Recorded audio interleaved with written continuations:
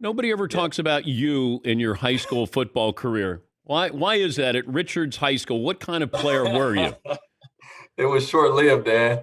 It was very it was about a 2, 3 year run. It was very short-lived. Okay. But are there any highlights? You know what?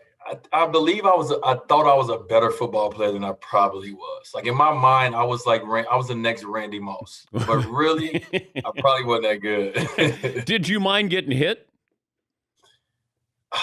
I didn't. It wasn't my favorite thing. Like you're not waking up saying I want to get hit. Like it wasn't my favorite thing to do at all. So I chose the right sport. Your attack mode, when did you start attacking the basket?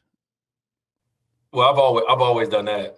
When I was younger, I was so small, and I couldn't get my shot off over big guys, so I had to use my speed and my quickness. So that's the only way I was able to score or play with my dad or my brothers or my uncles. So I always had that.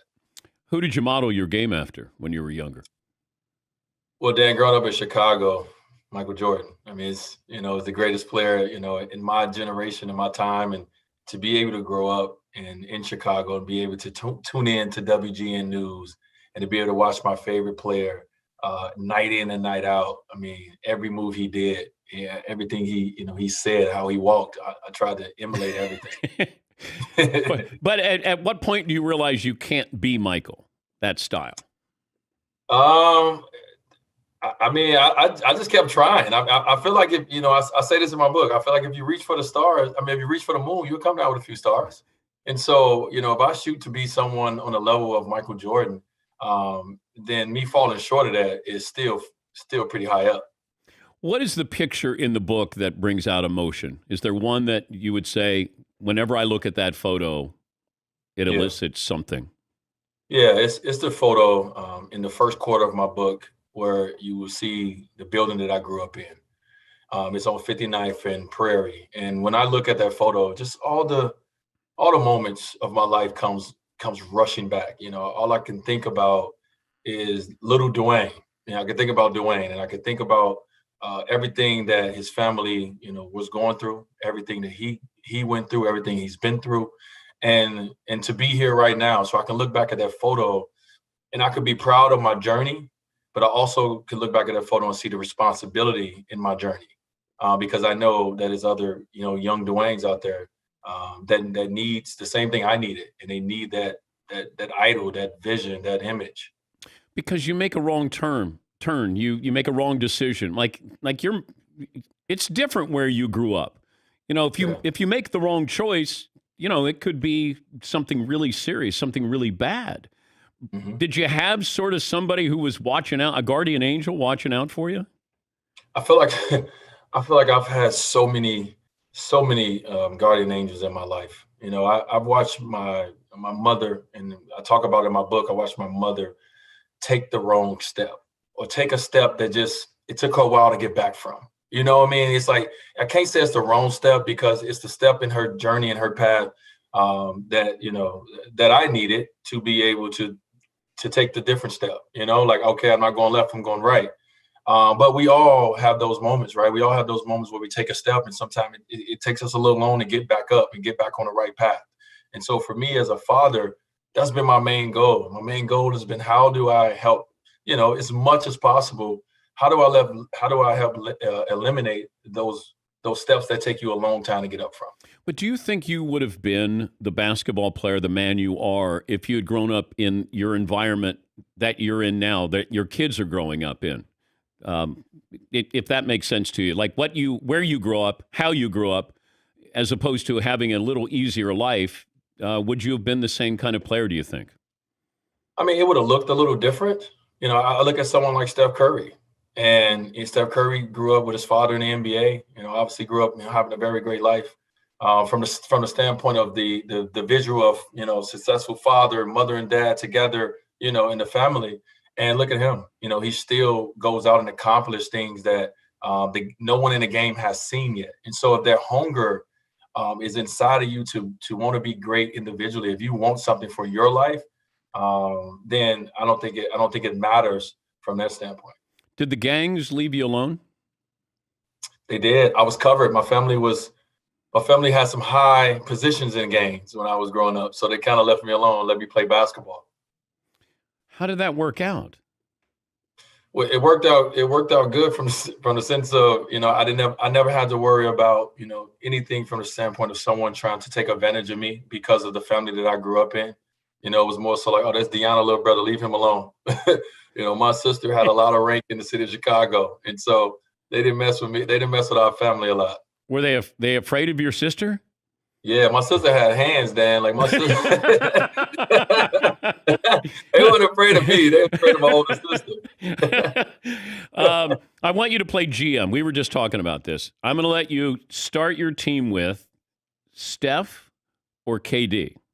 You get them their entire career. Ooh, do they both stay healthy their entire career? Their career is their career. Steph's been injured. KD's been injured. Okay. Oh, that's a tough one. I'm going to go with Steph. That's what I went with. Why did you go with Steph over KD? Well, it won't make any sense. You can close your eyes and pick, but I guess I went with Steph because Steph is kind of revolutionized the sport. He's one of those Mount Rushmores from the sense of changing the game, the way he has, and so I give him that little nod. Do you care where you're ranked on these lists, all-time list? I think your ESPN had the top 100. You're 26th.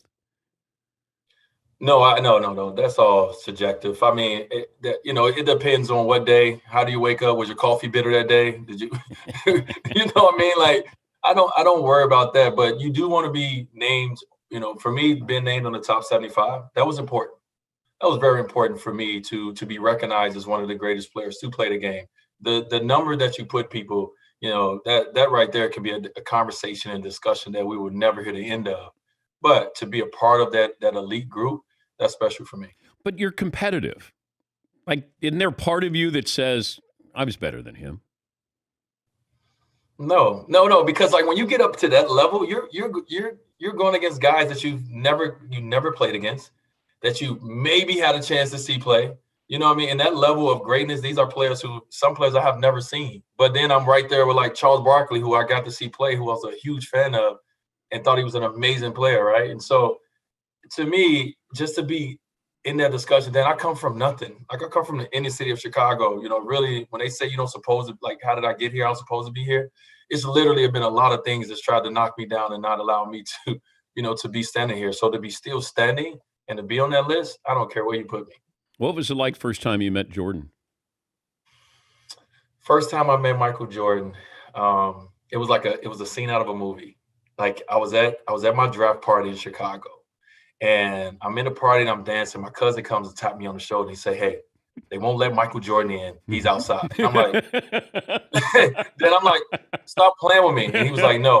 He was look on his face, and so we took off. We ran, and so I run outside, bust through the doors, and Michael Jordan is sitting outside on a motorcycle with about 30 or 40 dudes behind him.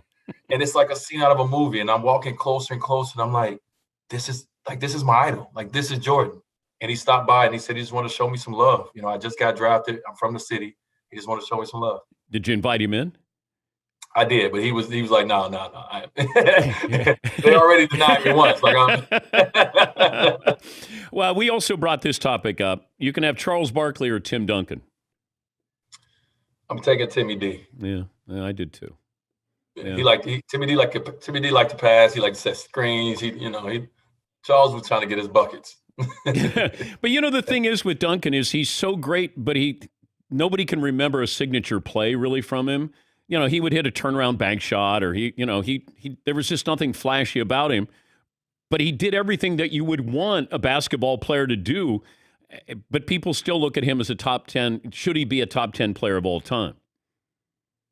Well, I mean, in our generation, as power forwards, I mean, Tim Duncan, Kevin Garnett, like these guys in our generation, I mean, they're the cream of the crop. And so, to be able, I played against Tim twice in the finals, and the consistency of that guy, the expressions that never change, the ability just to be able to like move on to the next thing. Keep your team no matter if you lost in the finals, getting your team back to the finals the next year when they played us in 2014. Just the greatness, of Tim Duncan as a leader. I got a chance to experience it, and it's awesome. Kevin Garnett yell at you on the floor? Kevin Garnett yells at himself. Wait, what do you mean? He's trying to fire himself up? He gets mad at himself? Yeah, like I think a lot of people think like trash talking and stuff is like, because you see moments on TV when a guy get into it and maybe they get a technical foul, but like that's so far in between. And KG would just talk to himself, and you think he's talking to you, he may be talking about you to himself, but he's talking to himself. Did Kobe talk to you? You want to tell you a funny story about Kobe. When I first got in the NBA, like one of my idols, Kobe Bryant, and my 10th game in the NBA, I get a chance to play the Lakers, and I eventually get switched off on Kobe, and I'm guarding him, and he's just like, he's just whistling. He's just making little noises, and I'm like, he don't even take me seriously. Now I'm scared. How scary was that when, we talk about rhythm shooters, scorers, and then once they get going, it's like, you hold on for dear life. Yeah, just guarding Kobe, especially at the times where he wanted to shoot every shot, and they was going to give him the ball every play. Try to guard him. A lot of my teammates got the switch off. I was like, hey, D-Wright, go get Kobe. But I can't imagine what the Raptors must have felt like when he put up 81. Oh, well, yeah, we had to ask Chris Bosh about that, since Chris Bosh had a front row seat. I ask Jalen Rose every year on the anniversary of that, and he goes, I didn't guard him the whole time. I go, nobody was guarding him the whole time. I think Jalen probably got like 40. He got about 40, 47. But can I say I love the way that Jalen has just, jumped into the funny of it, and the commercial that Kobe and Jalen did is one of my favorite sports commercials, if like there's ever been, just because of the moment and just like not taking themselves too seriously. Who can score 100 points in a game? Will we ever have that? I think we will. I don't know when, but it's a lot of guys that can score 100 points in a game. We got Kevin Durant can score 100 points in a game. Like these guys can score. It's so many in the NBA that can fill it up. Especially Steph Curry. Steph Curry can possibly score 100 points in a game, right? But the game is played a little different now. Guys are playing way less minutes now than they were, because the game is so much faster. So, but from a talent standpoint, yeah. See, I see Klay Thompson maybe getting it. Well, when you can score 60 with like 3 dribbles, I know that's pretty amazing if you have Steph out there. What's your LeBron story that you'll tell? I will have. I'm lucky enough to have plenty, right? But I think for me, and when I think about from a basketball standpoint, I think if you haven't seen him away from the TV, if you haven't seen him in practice, if you haven't seen him on off days, if you haven't seen him that way, you don't know the greatness of this guy. You get to see highlights and moments, 2 hours of him. But if you're behind the scenes, you get to see every day of him.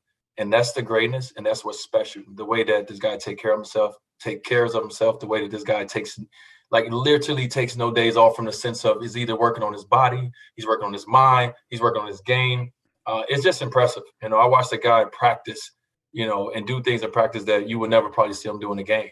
And that's the way he approached every day. So it's so special. What kind of athlete is your wife?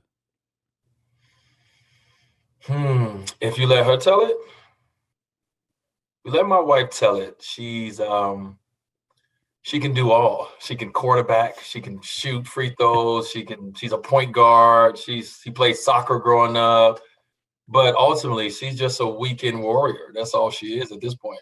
Yeah. When's the last time you played a pickup game? No. I don't play pickup. I don't play basketball. You're done. Yeah, like I shoot jumpers, like with my son. Like I go in the gym and I'm done. I think what's so good about it, and what allows me to be able to be done, is that I do have a son who is in the game, and I'm able to part, all my information and my knowledge and my experience and all my stories. He's willing to listen to them. And so I'm willing to give him all of my basketball juices, because my body hurting. My last couple of years, my body was hurt. Yeah. and physically it took a toll on me. Mentally, it took a toll on me, and I don't want that life no more. I'll leave you with this, and I don't know if I ever told you this. When I was handing the NBA title to you, you were the MVP. Shaq's behind me, and Shaq goes, "Hey." He always thought I was Craig Sager. Hey, Sager, let me hand the trophy to the little guy. And so Shaq grabbed the MVP. He wanted to hand you that MVP trophy. It meant you meant that much to him, and he wanted that moment there. So I'm so glad he did. I remember that moment. I remember like winning the championship and being in the back of the line, and everybody was like, "Yo, D, go to the front, go to the front." I'm like, "Why?" They're like, "Yo, you about to get MVP." And I remember seeing Shaq grab the trophy and hand it all to me. And at that moment, I just remembered everything he told me. Like Shaq told me I was going to be one of the greatest to play the game. Shaq told me I was one of the best in the game. And for it to be 1 year after he came, to be able to be hosting up not only an NBA championship, but a finals MVP trophy at 24 years old, like, thank you. pretty good. Did he ever run around practice naked? All the time. Yeah, I know. There are a lot of guys who are scarred for life because Shaq would come out and run around the practice naked. Yeah, he never got me, but he got a lot of guys. I'll tell you that. Hey, love the book. Congratulations, and always great to catch up with you.